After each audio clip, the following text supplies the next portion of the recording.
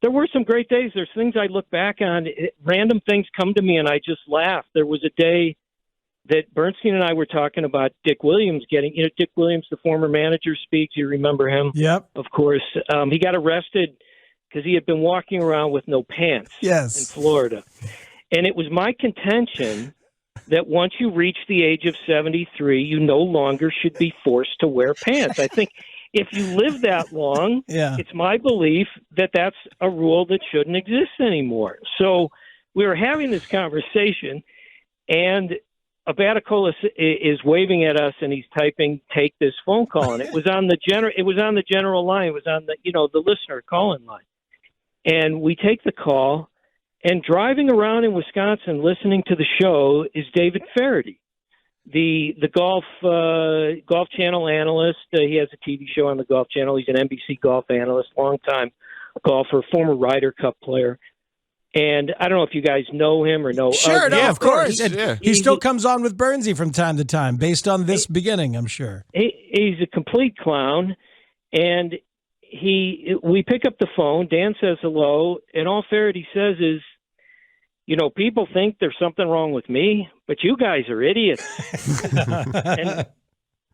and he had just been driving around Wisconsin, randomly switching channels, and he hears this and felt the need to call in.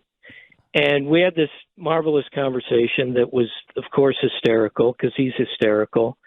And I always laugh when I think of that. I mean, what are the odds of that? Why does that happen? There was the "So Long, Everybody" Spiegel, which you remember, which I believe you spit coffee all over or tea all over your keyboard. What was it? We were talking about when Harry Carey died, right? The night he died in Arizona.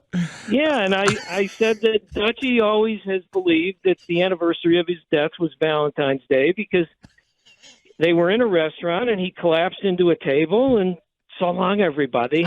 So long, everybody.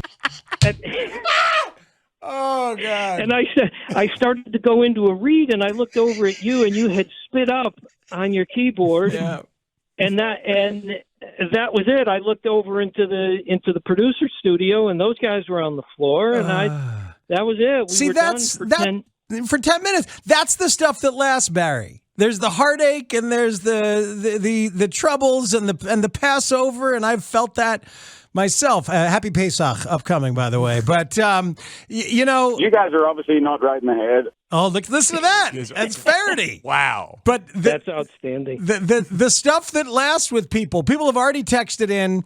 7 is more than 6, which was you teaching them about service time. Josh McCown's actual last name is McGowan. Right? Correct. Yes. People have also, people are texting in some of the Barry Rozner's greatest hits, the Mike Quaddy. We're not that far away.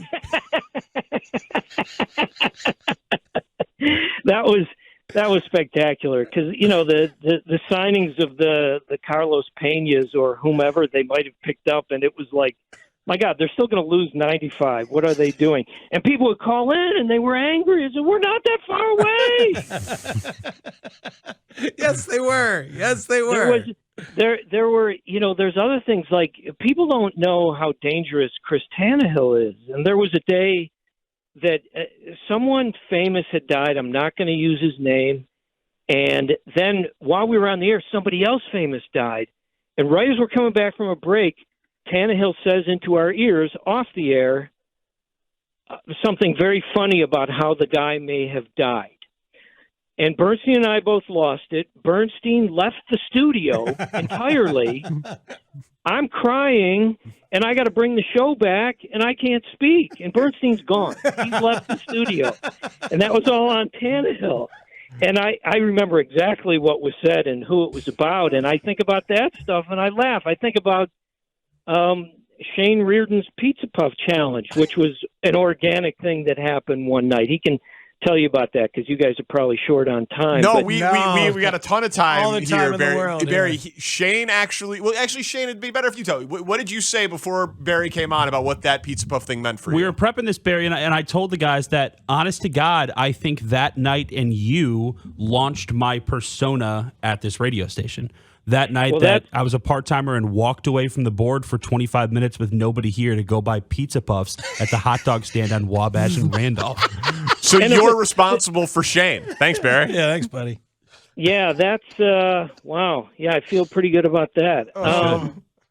The thing is like most other great things that happen that I think about, that I laugh about, it was a complete accident. We were arguing on the air. I don't know, somehow I was talking about pizza puffs, and I said, what I knew to be the record of consecutive puffs eaten in a short amount of time while they were piping hot. And Shane said he could do it, and I said, well, then walk over to that hot dog stand a couple blocks away and go get them. We'll do it on the air.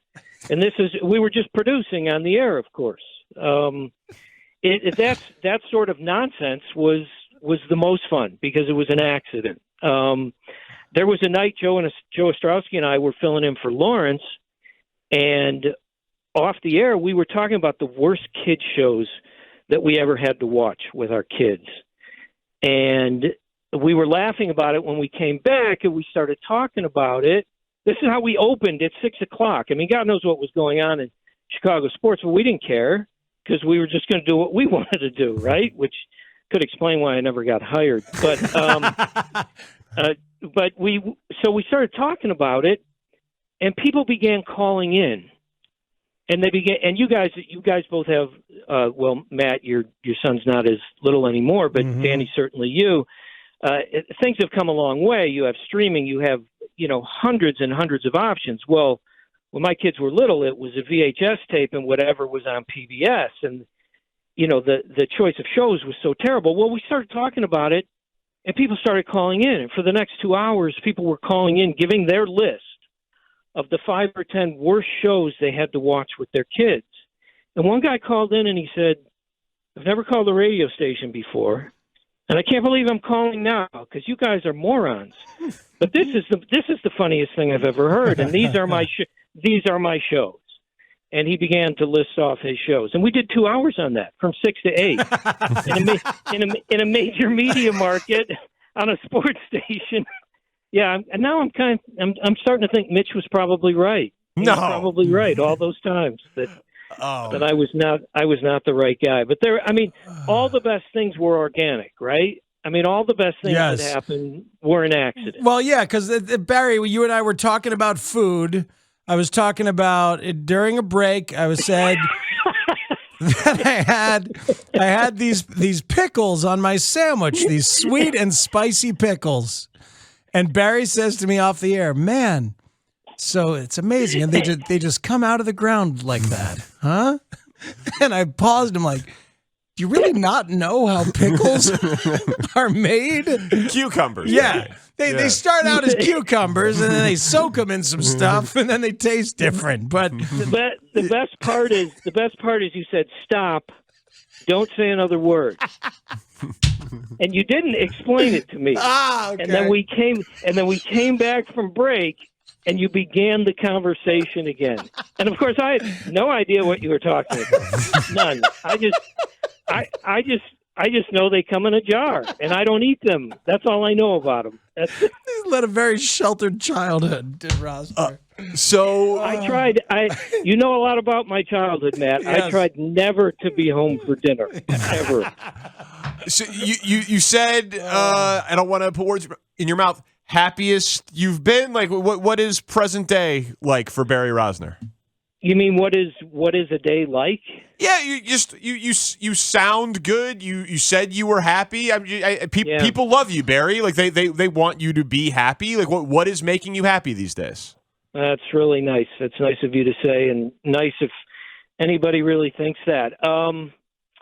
I get up whenever I want to get up, whenever that is. I mean, some days I still wake up at 5. It's kind of a hard habit to break, but I try not to. I drink a lot of coffee. I shovel handfuls of dry cereal into my mouth, and then I think about what I want to do. Usually the next thing is a workout, whatever that entails. Then probably we'll go hit balls. If it's still winter and I'm in Chicago, I will go hit balls and work on my game.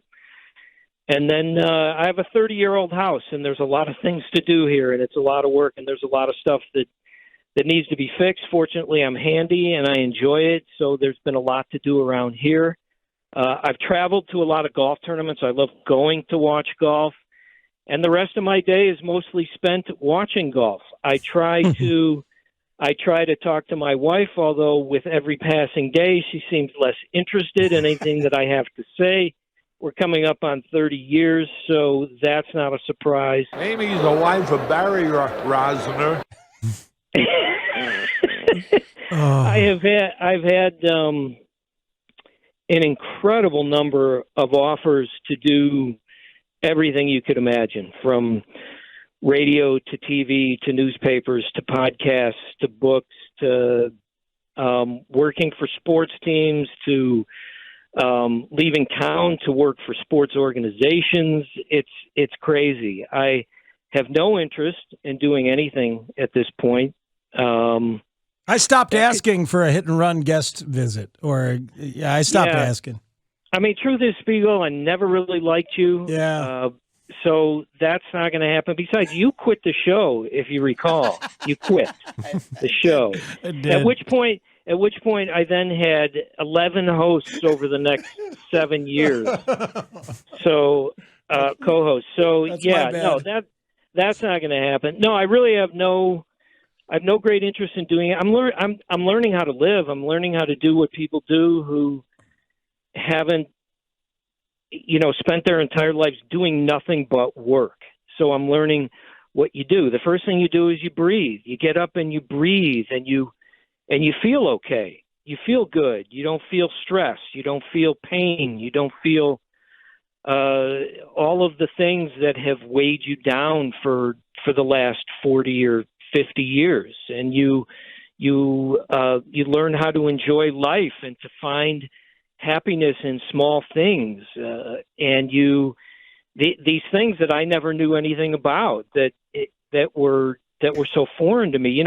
The word, people use bored as a pejorative, and I think you could only use it in that form if you've never suffered or struggled or been broke or just worked hard your whole life. The guy, there's a friend of mine in the neighborhood who worked outside as a contractor for a utility, and he literally worked outside every day, 5 days a week for 30 years or something like that. And he I don't have to explain it to him, and I don't compare, what I had to do to what he had to do. That would be ridiculous. But I don't have to explain to him that I'm okay being bored. And so far I haven't been, but if that's what happens, I'm totally good with that. So I'm learning about how to live in this world like most people probably do, but that I've never known how to do before. So it's a process. I'm getting much better at it. My first thought every morning when I wake up is still, what awful thing do I have to do today that I don't want to do? And that at the beginning, that thought didn't go away for probably 30 seconds or a minute before I realized I didn't have to do anything. I was beholden to no one or anything. Now it's a split second. It's down to a split second, but it's still every day. And again, please don't interpret any of this as a complaint, because none of it is. It's just what life was like. And, if you want to be great at something, and I'm not saying that I ever was, but if you want to be great at something, it takes a tremendous amount of hard work, and there's a lot of pressure that is all self-induced, and it's an everyday thing, and it's 24 hours a day. And it's how I played hockey. It's how when I was a vendor, it's how I wanted to be there. It's how I've done everything my whole life. And it's maybe not the greatest character trait because it takes a tremendous toll, but when you can wake up and not feel any of that anymore, it's a pretty good feeling.